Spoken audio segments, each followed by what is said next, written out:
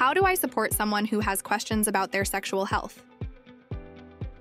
Our work is all about getting sexual health information to people with cognitive disabilities and neurodiversity.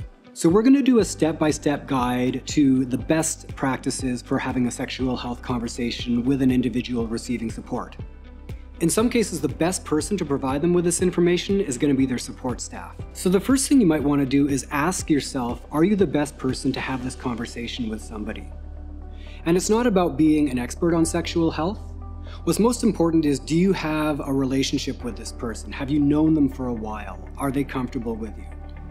Because if you're brand new to supporting somebody and you immediately start talking about sexual health topics, then you're modeling that it's normal to talk to strangers about sexual health topics, and we don't want to model that. So is there another person on the support team who's known this individual longer who might be a better choice? The next thing you want to do is get correct and up-to-date sexual health information. A great place to do this is at the 1-800-SEX-SENSE hotline.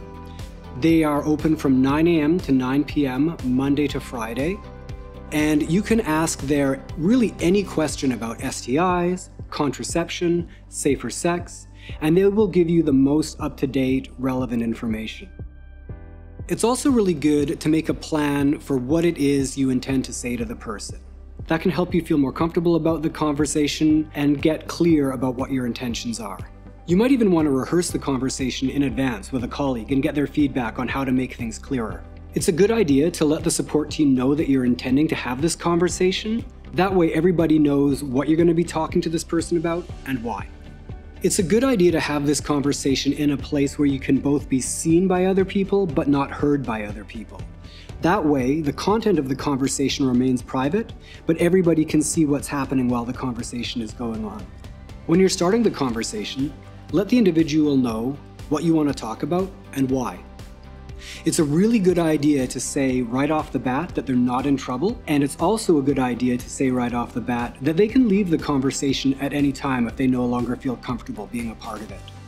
That's a really good way of modeling consent around anything to do with sex and sexual health. It's a good idea to use clear, direct language. Avoid euphemisms, avoid slang names for body parts, and avoid the use of metaphors or analogies. Try to keep it really simple and direct and straight to the point. For a lot of us, using the correct scientific terms for body parts like penis or vulva or vagina can feel really awkward. So sometimes practicing saying those words in front of a mirror in advance can help make it more comfortable for you when you go into the conversation. If during the conversation they ask you a question and you don't know the answer to it, tell them that you don't know what the answer is, and then tell them, let's find out what this answer is together. And you can go online to a trusted website like the Options for Sexual Health website or the Planned Parenthood website, or you can call the 1-800-SEX-SENSE hotline together and get the information. Teaching the person this skill about where to get reliable sexual health information is a great skill for them to have, and it's a skill that might outlast your relationship with them.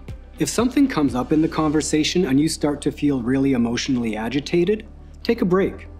Let the person know that they're not in trouble and they're not bad for asking the question, but you're just a bit surprised by it, and that you need a moment to think about your answer.